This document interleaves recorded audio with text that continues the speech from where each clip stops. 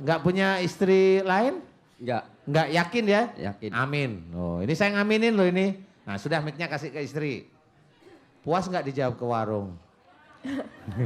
Gantian kan? Gantian. Harus nih. Karena demi sembuh ini harus jujur. Ya jujur Pak nggak puas sih. Ya sudah, begini aja. Saya mohon, sudah punya putra?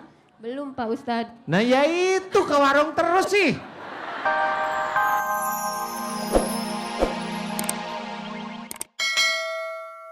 Tin Kartini Pak. Siapa? Tin Kartini. Tien Kartini. Siapa? Tulisannya di situ ada Pak.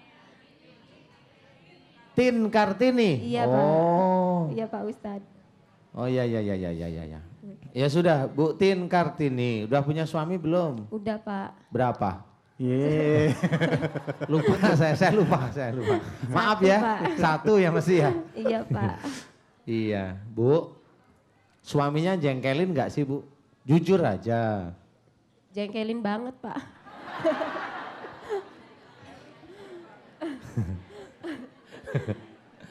Iya, Pak. Suaminya, kenapa kok Ibu merasa suami itu jengkelin terus itu kenapa? Apa yang beliau kerjakan, apa yang beliau omongin kok Ibu itu bisa jengkel terus menerus?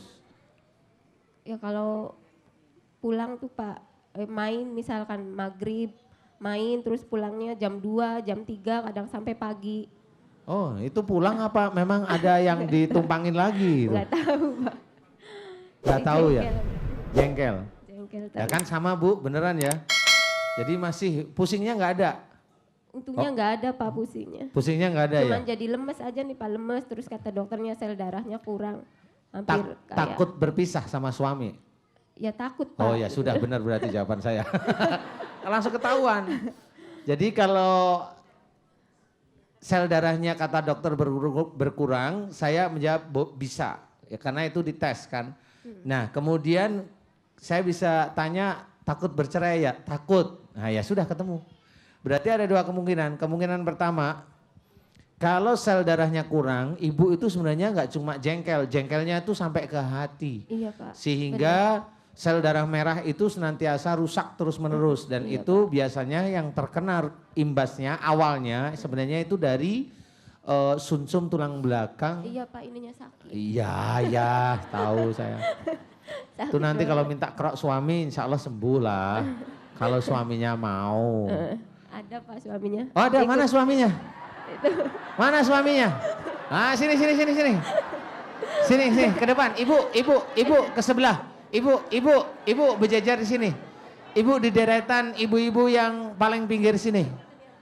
Ya, berjajar. Ya, terus. Maaf Bu, kasih jalan Bu. Nah, gini. Nah, sebelahan. Iya. Ah, sudah situ. Aduh. Suaminya ganteng, ibunya cantik, kok ya berantem aja terus. Saya mau tanya, mic-nya kasih ke suami yang tercinta. Mas, saya mau tanya, kalau malam main tuh kemana? Ke warung Pak Ustadz. Ke warung ya? Iya. Nggak punya istri lain? Enggak. Nggak yakin ya? Yakin. Amin. Oh, ini saya ngaminin loh ini. Nah, sudah mic-nya kasih ke istri. Puas nggak dijawab ke warung? Gantian kan? Gantian. Harus nih. Karena demi sembuh ini harus jujur. Ya jujur Pak nggak puas sih. Ya sudah, begini aja. Saya mohon, sudah punya putra? Belum Pak Ustadz. Nah ya itu ke warung terus sih. Dai, ajarin gimana caranya. Ya, jangan ke warung terus. Saya mau tanya, ini mic-nya kasih ke suami. Ya, nggak apa-apa. Mas, pingin punya putra nggak? Pingin. Kalau pingin itu ya ke istri. Istri itu punya ladang, ya sudah bercocok tanamlah di situ. Halal insya Allah ya. Ya, Pak. Jangan ke warung aja, cocok tanam di warung ya. Sudah tahu maksud saya cocok tanam, tahu ya? Tahu Pak Ustadz. Tahu lah ya. Saya mohon begini, bagaimanapun juga kalau ingin punya momongan itu memang harus satu, istri benar-benar belajar untuk disayang, benar serius. Dan jangan sering ke warung, jangan warungnya itu 6 hari istri sehari, jangan. Nanti kalau ladangnya kering, siapa yang mau nyiramin? Siapa ayo? Nggak tahu, Ayo Pak. siapa? Siapa? Saya siramin sendiri Pak Ustadz. Lah iya tapi kalau pinter. Alhamdulillah pinter. Lah kalau pinter itu gantian. Nanti ke istri 6 hari, warungnya sehari gitu nggak apa-apa. Jadi subur. Paham ya? Mas, ini hanya hati aja. Saya mohon nanti dirubah, boleh ke warung, tapi kalau bisa jamnya jangan terlalu pagi. Enggak, saya nggak ngelarang. Tapi Mas juga harus berpikir, apapun juga yang diinginkan Mas adalah amanah Allah yaitu momongan anak, kan begitu ya. Saya mohon, kalau di warung bicaranya sudah mulai tidak manfaat, Mas mending pulang. Paham ya ini ya? Jadi kan bisa dengerin, ini omongannya udah enggak deh, ya sudah cukup pulang langsung. Sama istri baik-baik, yang baik, mudah-mudahan istri bisa terbuka lagi hatinya.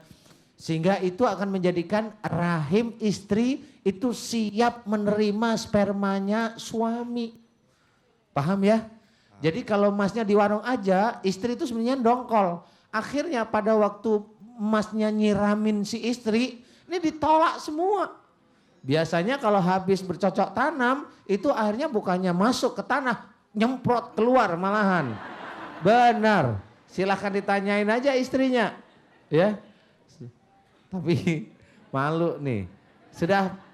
Ibu sudah puas saya bicara sama suami? Sudah ya? Pakai mic coba. Puas beneran? Sudah Pak. Alhamdulillah. Saya sekarang gini. Saya tidak bilang ibu salah, tapi ibu lebih santai aja mau ya. Iya Pak Ustadz. Sebenarnya suami juga baik-baik aja ini karena masih anak muda. Paham ya? Udah Tapi tua tadi- Pak Ustadz. Hah? Udah Udah 30. Ustaz, bisa 36. bisa ditanya sama yang suaminya, kenapa demen di warung? Tapi jawabannya nanti setelah yang Oh, boleh, berikut ini. boleh, ya. Tetap di bengkel hati. Alhamdulillah kita lanjutkan kembali bincang-bincang kita tadi dengan jamaah. Silakan yang suka ke warung. Saya mau tanya nih dari ibu-ibu, siapa yang suaminya suka nongkrong di warung? Oh enggak ada. Tapi bisa jadi Ustaz, tanya dulu, kenapa Gimana? betah di warung ketimbang di rumah? Oh iya, Mungkin di kenapa? warung dikasih teh, dikasih kopi, di rumah enggak. Coba tanya, betul apa enggak Mas? Jawab Mas. Enggak Pak. Oh enggak, berarti salah. Nah, terus ngapain betah di warung? Padahal di warung juga disuruh bayar juga ya. Iya. Teh atu, tambah kopi atu, gitu. Pisang goreng gini, lu lama-lama kantong kempes juga ya. Padahal di rumah, Bu teh bikinin, Bu kopi kurang pahit, kasih kopi, kopinya kurang pedas, mana ada kopi pedas, ya. Ibu, mic-nya kasih ke ibu ya. Saya mohon ibu memahami keadaan suami karena tadi jawabannya kayaknya suaminya masih muda. Beliau bilang, suami saya udah tua. Iya Pak. Kok bisa udah tua? Kumis saja nggak tumbuh. Gimana? Udah tua Pak Ustadz. Hah? Emang umurnya berapa? 36. Poh, 36 itu di Jakarta sini itu belum ada yang nikah. Iya beneran.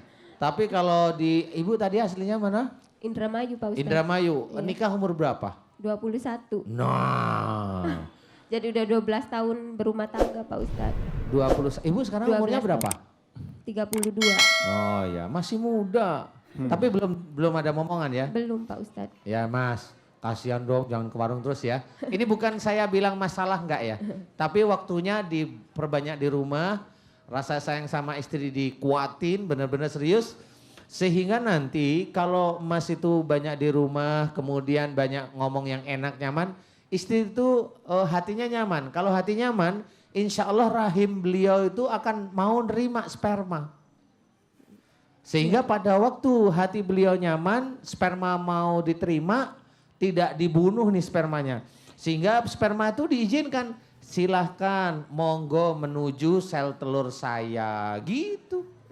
Tapi kalau istri itu hatinya dongkol sama suami, boro-boro diizinkan ke sel telur. Sono keluar lagi tuh, Iya. tempatmu bukan di sini gitu. Sehingga biasanya kalau habis hubungan suami istri, maaf-maaf sperma itu biasanya banyak keluar. Betul Iya. nggak Bu? Iya Pak. Oh kan betul? Betul. Iya. Nggak ngintip saya tapi sudah hafal.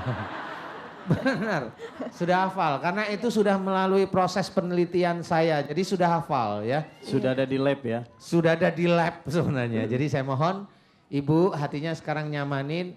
Saya mau tanya, sudah mulai nyaman dengan suami? Iya Pak Ustadz. Nyaman ya? Iya Pak Ustadz. Nanti sama-sama berdoa, rajin tahajud, Iya, ibu Pak sama suami banyak mohon ampun. Iya, Di Pak sini Ustadz. saya tidak bilang ibu salah, suami salah, enggak. Di sini hanya